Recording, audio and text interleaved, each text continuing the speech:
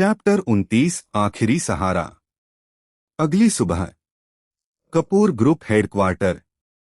पूरे ऑफिस में अफरा-तफरी मची हुई थी। कर्मचारी भागदौड़ कर रहे थे। फोन लगातार बज रहे थे। अर्जुन कपूर अपने केबिन में बैठे थे।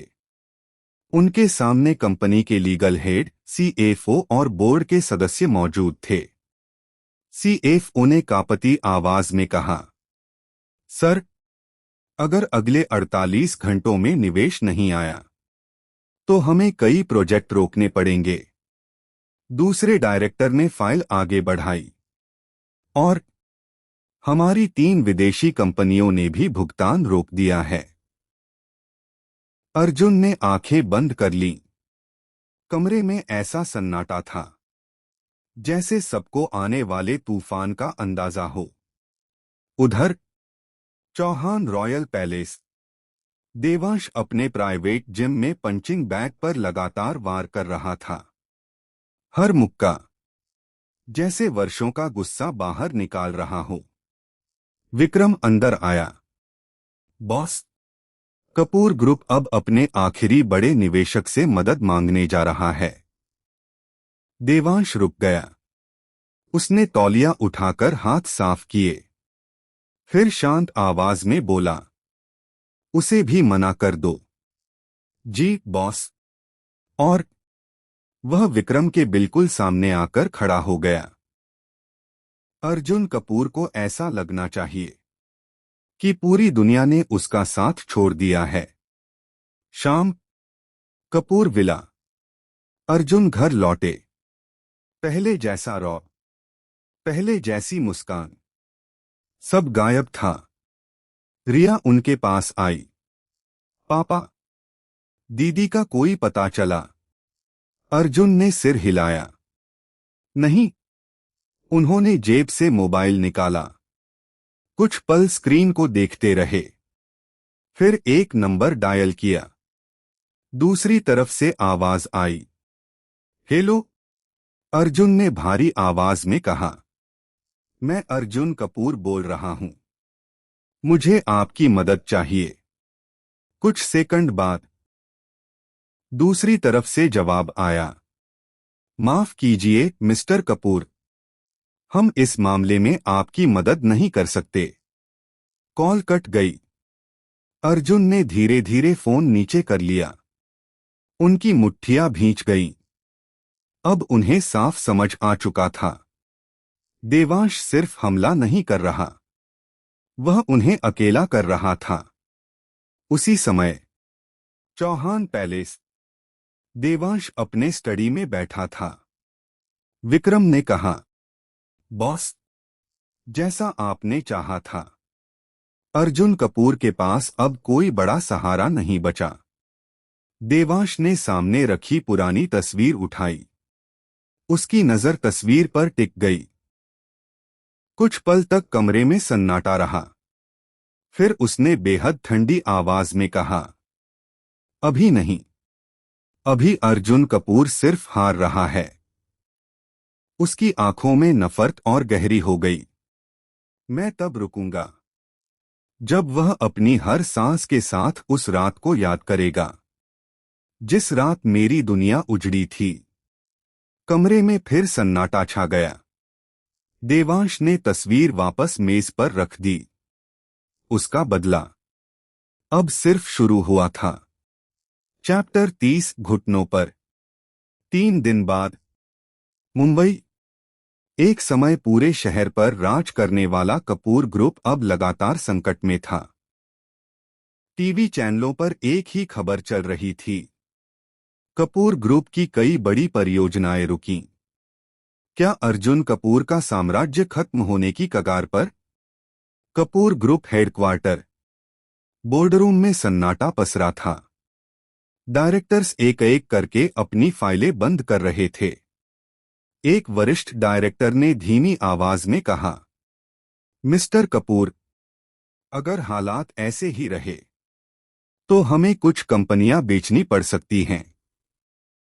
दूसरा बोला, कर्मचारियों की तनख्वाह निकालना भी मुश्किल हो सकता है।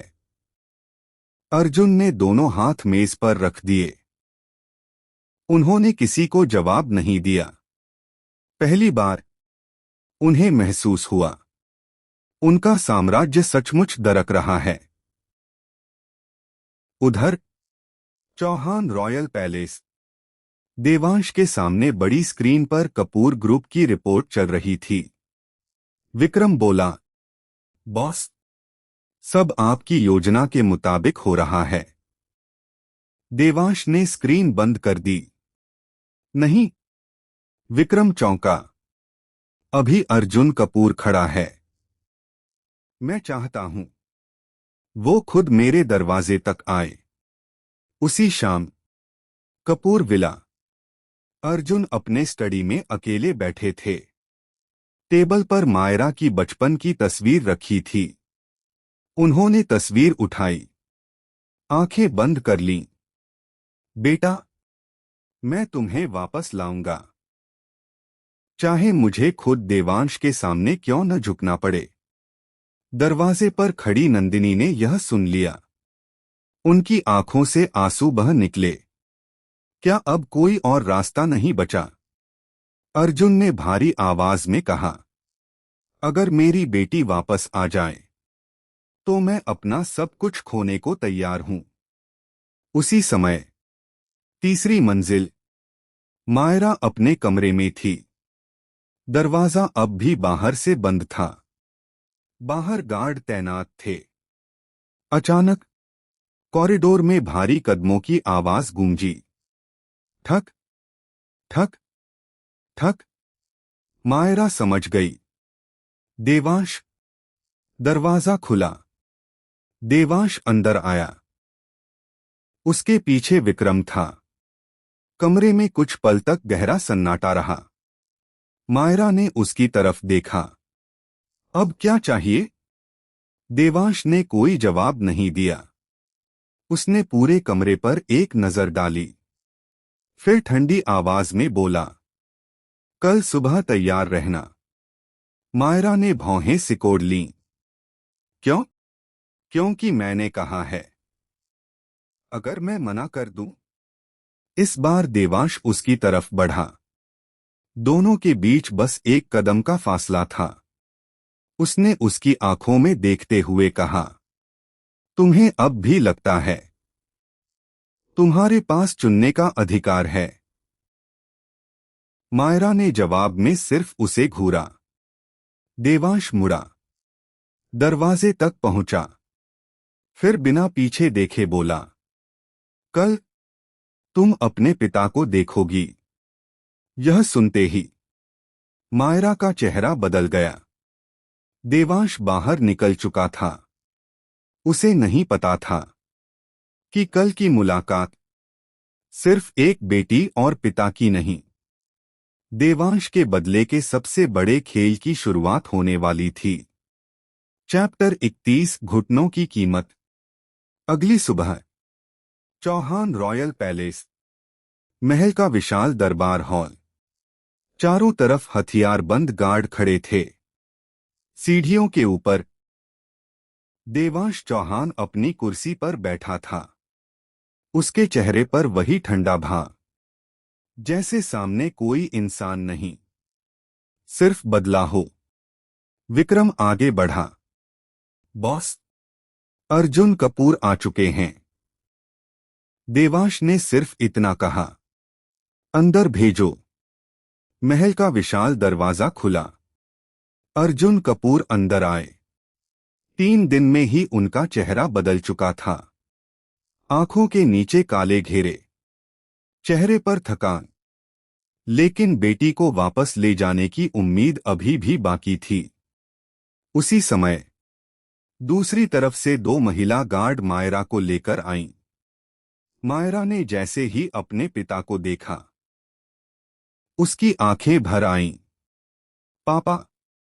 वह उनकी तरफ बढ़ना चाहती थी, लेकिन गार्ड उसके सामने खड़े हो गए। अर्जुन की मुट्ठियां भींच गईं। देवांश, उसे मेरे पास आने दो। देवांश अपनी जगह से नहीं उठा। उसने अर्जुन की तरफ देखा भी नहीं। बस अपनी घड़ी देखते हुए बोला, मैंने तुम्हें मिलने दिया, छूने की इजाजत नहीं। मायरा ने गुस्से से कहा, आप इंसान हैं भी या नहीं? देवांश की नजर पहली बार उसकी तरफ उठी, बस एक पल के लिए। फिर वह फिर से अर्जुन की तरफ देखने लगा, जैसे मायरा की बात की कोई कीमत ही न हो। अर्जुन ने एक कदम आगे बढ़ाया, देवांश, जो करना है मेरे साथ करो, मेरी बेटी को छोड़ दो। देवांश धीरे धीरे अपनी कुर्सी से उठा। उसके कदमों की आवाज पूरे हॉल में गूंज रही थी। वह अर्जुन के सामने आकर रुक गया। दोनों की आंखें मिलीं। कुछ पल तक सन्नाटा रहा। फिर देवांश ने बेहद धीमी आवाज में कहा, इतनी जल्दी? अभी तो तुम्हारी बर्बादी शुरू हुई है। उसने विक्रम की तरफ देखा। फाइल। विक्रम ने एक मोटी फाइल अर्जुन के सामने रख दी। अर्जुन ने उसे खोला और उनके पैरों तले जमीन खिसक गई। उसमें कपूर ग्रुप के बचे हुए बड़े प्रोजेक्ट्स की सूची थी और हर प्रोजेक्ट के सामने एक लाल निशान। देवांश बोला, आज शाम तक ये भी खत्म हो जाएंगे। अर्जुन ने कांपती आवाज में पूछा, आखिर चाहते क्या हो? देवांश की नीली आंखों में वर्षों की नफरत जल उठी। मैं चाहता हूं तुम हर दिन वही महसूस करो जो मेरे परिवार ने महसूस किया था। मायरा सब सुन रही थी। अब उसे यकीन हो गया, यह आदमी उससे नहीं, उसके पिता से नफरत करता है। लेकिन वह यह नहीं समझ पा रही थी, आखिर 15 साल पहले हुआ क्या था। और यही सवाल अब उसकी सबसे बड़ी बेचैनी बन चुका था। चैप्टर 32, झुकना पड़ेगा। दरबार हॉल। पूरा हॉल खामोश था। अर्जुन कपूर के हाथ अब भी उस फाइल पर जमे हुए थे। उनकी उंगलियां कांप रही थीं। मायरा ने पहली बार अपने पिता को इतना बेबस देखा था। उसने गार्ड को धक्का देकर आगे बढ़ने की कोशिश की। पापा के पास जाने दीजिए। गार्ड अपनी जगह से नहीं हिले। देवांश ने उनकी तरफ देखा भी नहीं। उसकी नजर सिर्फ अर्जुन पर थी। फाइल बंद करो। अर्जुन ने धीरे धीरे फाइल बंद कर दी।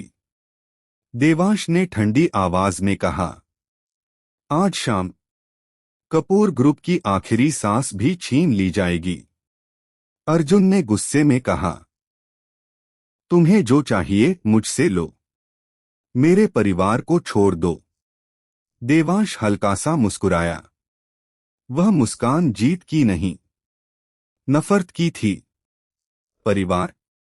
आज तुम्हें परिवार की याद आ रही है? 15 साल पहले जब मेरा परिवार बिखर रहा था, तब तुम्हें किसी परिवार की याद नहीं आई थी। अर्जुन ने नजरें झुका लीं। मायरा चौंक गई। पापा, ये क्या कह रहे हैं? अर्जुन चुप रहे। उनकी खामोशी ने मायरा को और बेचैन कर दिया। तभी मायरा ने गुस्से में देवांश की तरफ देखा। बस कीजिए। अगर मेरे पापा से नफरत है तो उनसे हिसाब बराबर कीजिए। मुझे बीच में मत लाइए। देवांश धीरे धीरे उसकी तरफ मुड़ा। पूरा हॉल सन्नाटे में डूब गया। वह उसके सामने आकर रुका। दोनों की नजरें मिलीं। तुम्हें लगता है तुम्हारी बात से मेरा फैसला बदल जाएगा? मायरा ने बिना डरे कहा। नहीं, लेकिन मैं चुप भी नहीं रहूंगी। एक पल, 2 पल। फिर देवांश ने ठंडी आवाज में विक्रम से कहा, इसे कमरे में ले जाओ। नहीं। मायरा ने विरोध किया, लेकिन 2 महिला गार्ड उसे लेकर बाहर चली गईं। वह आखिरी बार मुड़ी। पापा। अर्जुन ने बस इतना कहा, हिम्मत मत हारना बेटा। दरवाजा बंद हो गया। अब हॉल में सिर्फ अर्जुन और देवांश थे। देवांश धीरे धीरे अर्जुन के बिल्कुल सामने आकर खड़ा हो गया। उसकी आवाज इतनी धीमी थी कि सिर्फ अर्जुन ही सुन सके। आज तुम अपनी बेटी की बेबसी देख रहे हो। याद रखना, ये तो सिर्फ शुरुआत है। अर्जुन ने पहली बार उसकी आंखों में देखकर कहा, तुम मुझे बर्बाद कर सकते हो, लेकिन सच एक दिन तुम्हारे सामने जरूर आएगा। देवांश की आंखों में एक पल के लिए सवाल उभरा, लेकिन अगले ही पल वह फिर पत्थर बन गया। जिस दिन सच सामने आएगा, उस दिन फैसला भी मैं ही करूंगा। वह मुड़ा और बिना पीछे देखे चलता चला गया। अर्जुन वहीं अकेले खड़े रह गए, अपने टूटते हुए साम्राज्य और कैद में बंद बेटी के बीच। उन्हें पहली बार महसूस हुआ, अब यह लड़ाई सिर्फ कारोबार की नहीं रही, यह अतीत, बदले और सच की लड़ाई बन चुकी थी। चैप्टर 33, आखिरी उम्मीद। Chauhan royal palace. देवांश अपने स्टडी में बैठा था। कमरे में गहरा सन्नाटा था। सामने मुंबई का नक्शा, कई कंपनियों की फाइलें और बीच में सिर्फ एक नाम, अर्जुन कपूर। दरवाजे पर दस्तक हुई। कम। विक्रम अंदर आया। बॉस।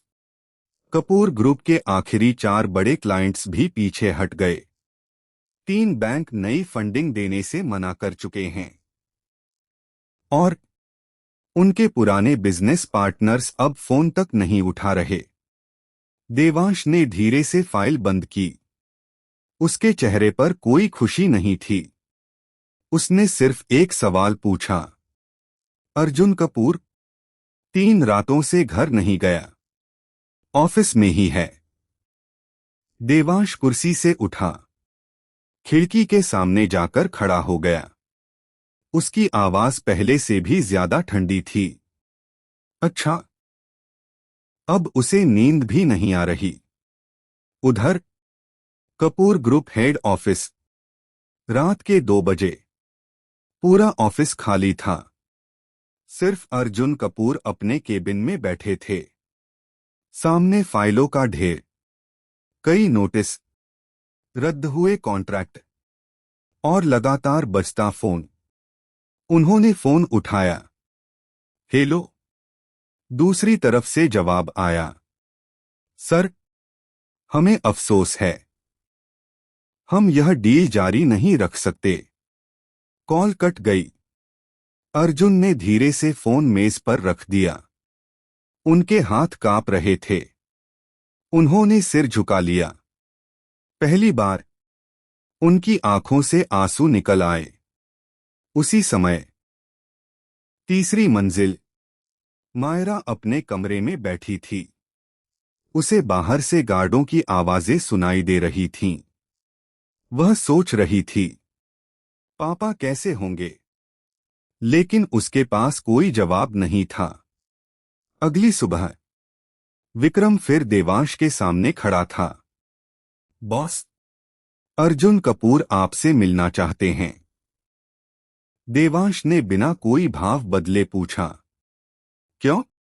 उन्होंने कहा है, वो बात करना चाहते हैं।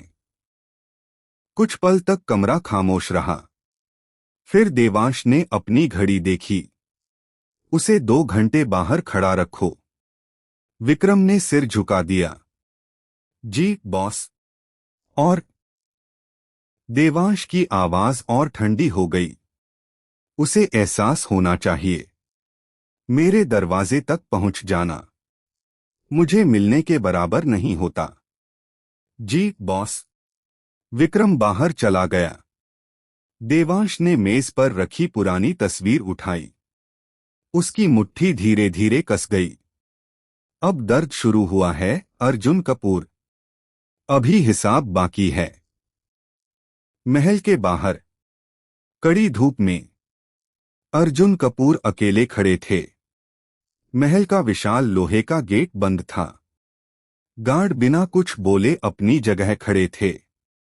समय बीतता गया, लेकिन अंदर से कोई बुलावा नहीं आया।